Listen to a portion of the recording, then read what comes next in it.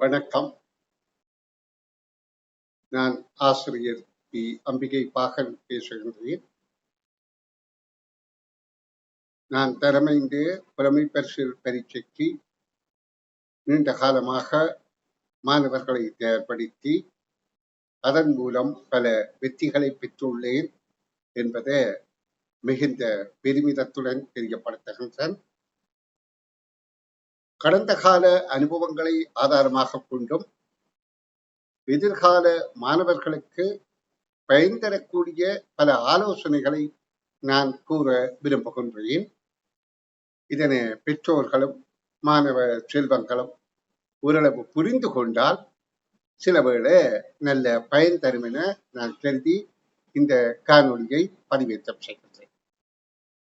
தரமைந்து புலமை பரிசில் பரீட்சை என்பது ஒரு போட்டி பரீட்சை.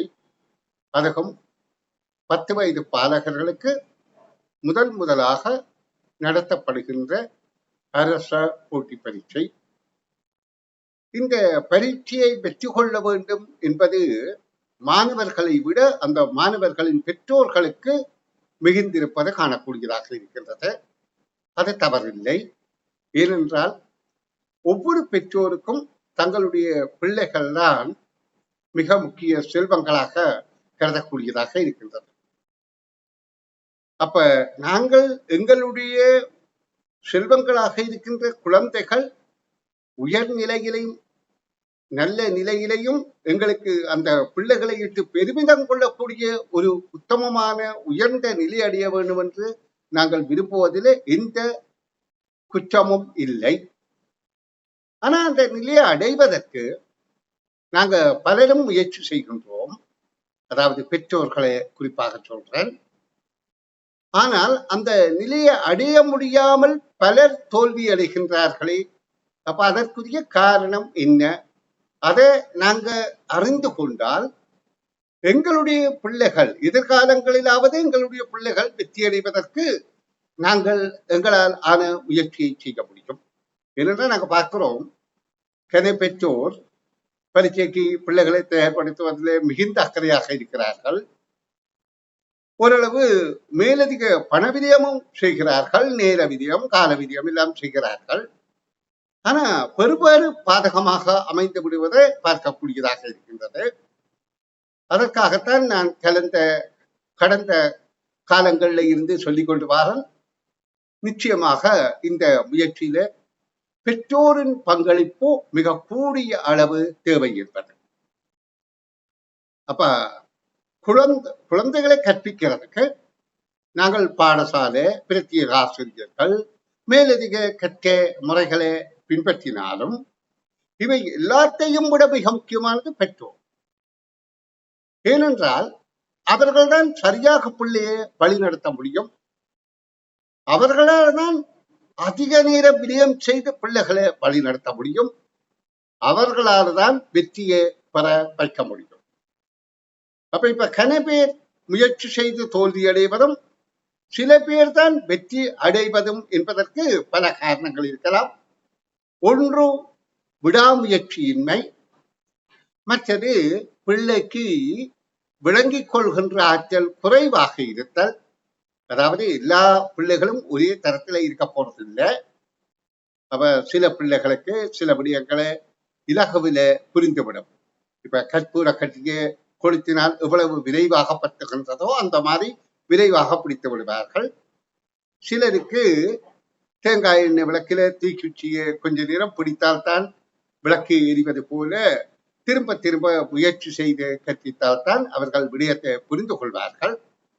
அப்ப அந்த இடத்துல நாங்கள் கொஞ்சம் எங்களுடைய பொறுமையை கூடுதலாக தியாகம் செய்யும். பொறுமையாக அவசரப்படாமல் பிள்ளைகளுக்காக நாங்கள் கொஞ்சம் ஒரு தடவைக்கு 3-4 தடவை பிள்ளைகளை வழிநடத்த பிள்ளை சரியாக முன்னேறக்கூடிய சந்தர்ப்பம் இருக்கின்றன.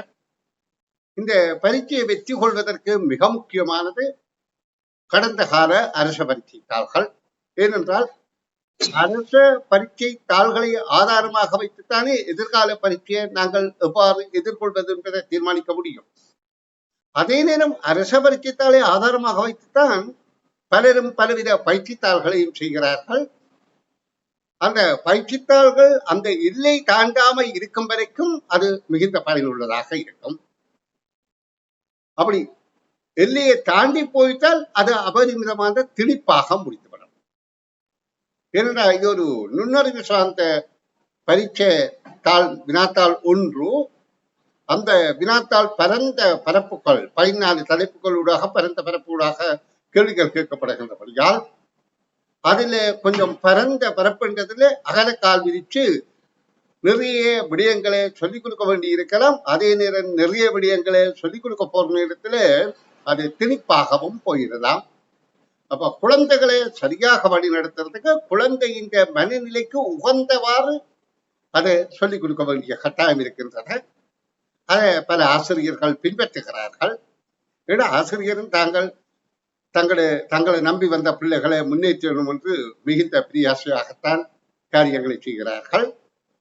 அப்ப இந்த இடத்துல நான் பெற்றோர் தான் கூடிய முக்கியத்துவம் கொடுக்கணும் என்று சொன்னதுக்கு முக்கிய காரணம் என்னென்றால், பெற்றோரும் கற்க வேண்டும். இந்த நுண்ணறிவு விடயத்தை பெற்றோர் கற்கிறதுல ஒருவித பழுதும் இல்லை.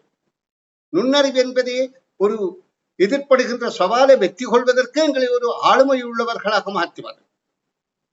அப்ப இந்த நுண்ணறிவை எப்படி பெற்றோர் கற்பது, விளங்கிக் கொள்வது, தெரிந்து கொள்வது என்று நீங்க கேள்வி கேட்டால் அதற்குத்தான் இப்ப நல்ல வசதிகள் இருக்கின்றன.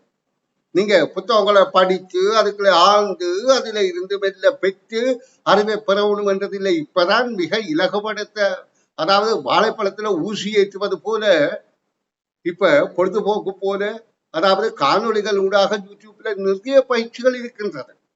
அதுகளை பாருங்க, அதை பார்த்து விளங்கி உங்களோட பிள்ளை கூட்டும். இதைத்தான் நான் மீளவில கேட்கிறேன். காரணம் இப்ப இதுவரையில நான் கூடி 1700 காணொளி போட்டுட்டேன். எல்லாம் படிப்போடு சம்பந்தப்பட்டதான். அப்ப அதுல ஒவ்வொன்றை நீங்க பொழுதுபோக்கு நேரம் விளங்கி கற்று உங்கள் பிள்ளைகளுக்கு ஊட்டி பாருங்க, உங்களை ஆளுமை வருதுன்னு பாருங்க. நான் மட்டுமல்ல, என்ன போல பலர் செய்திருக்கிறார்கள்.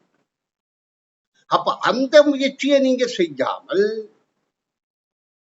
வேற மாதிரி நீங்க கற்பனை பண்ணிக்கொண்டு கற்பித்து சிறந்த பெறுபேரை எதிர்பார்ப்பது எனக்கென்றால் சரியாக படவில்லை. அப்ப நான் இப்ப இது இந்த காலகட்டத்துல சொல்றேன் என்றால், அடுத்த வருடம் 2025 பரீட்சை எதிர்கொள்ள உள்ள மாணவர்கள், பெற்றோர்கள், மாணவர்கள் இன்னும் ஓரளவு காலம் இருக்கின்றது. இப்ப அவர்களுக்கு பாடசாலை விடுமுறை காலம். அந்த நேரம் நான் காணொளிகளை வழங்குவதையும் ஓரளவு நிறுத்தி, ஏனென்றால் பிள்ளைகள் அந்த விடுமுறையையும் அனுபவிக்க வேண்டும். ஏன்னா ஒரு காரியத்தை தொடர்ந்து ஒரே காரியத்தை செய்தால் சலிப்பு ஏற்படுவது மனித இயல்போம்.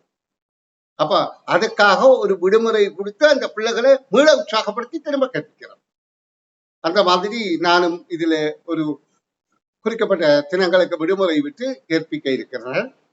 ஆனால் பெற்றோர் இந்த காணொளிகளூடாக கற்று விளங்கி பிள்ளைக்கு தெளிவுபடுத்துவதற்காக அவர்கள் தங்களுடைய பொழுதுபோக்கு, தங்களுடைய நேரத்திலே, அதாவது கிடைக்கக்கூடிய சந்தர்ப்பங்கள்ல இந்த காணொளிகளை பார்த்து தகவலை சேகரித்து தாங்களதை விளங்கி பிள்ளைகளுக்கு கற்பிப்பது மிகச் சிறந்ததாக இருக்கும் என கருதி இனி வருங்காலங்கள்ல காணொளிகளை மிக குறைவாகத்தான் வெளியிடுவதற்கு தீர்மானித்திருக்கிறேன். என்ன காரணம் என்றால், இப்பதான் எக்கச்சக்கம் போட்டு விட்டேன். அதுகளை பாருங்கோ, பயனடையுங்கோ. ஆயிரம் வகுப்பு காணொளிகள் நான் பதிவேற்றம் செய்து கொண்டுதான் இருப்பேன். ஆன முறை இப்ப நான் சொல்ல வந்ததே என்னென்றால், நீங்கள் நான் பதிவேற்றம் செய்த காணொளிகளை பாருங்கோ, அதுகளை பிள்ளைகளுக்கு புகுத்துங்கோ, நல்ல பலனை எதிர்பாருங்கள் என்று கூறி இந்த தருணத்தில விடைபெறுகின்றேன். அடுத்தது, இந்த காணொளிகளை பார்க்கின்ற போது நீங்கள் அதை விரும்பினால் அந்த லைக் பண்ற பழக்கத்தையும் பழகுங்கோ. ஏனென்றால் நீங்க மனிதர்கள், நீங்கள் புரிந்துணர்வு உள்ளவர்கள் என்றால் நீங்கள் எப்படி லைக் பண்ணுகின்ற பட்சத்தில் அது பல பேருக்கு காண்பிக்கப்படும். அது ஒரு பயனுள்ள காரியம். நாங்கள் எவ்வளவுக்கு மனம் திறந்து நல்ல சேவை செய்கின்றோம் அந்த அளவுக்கு தான் எங்களுக்கும் பயன் கிடைக்கும். அப்ப கண்டிப்பாக நீங்க செய்யுங்க. அது மட்டுமல்ல, இதை பற்றி கருத்துக்களையும் நீங்க பகிரலாம்.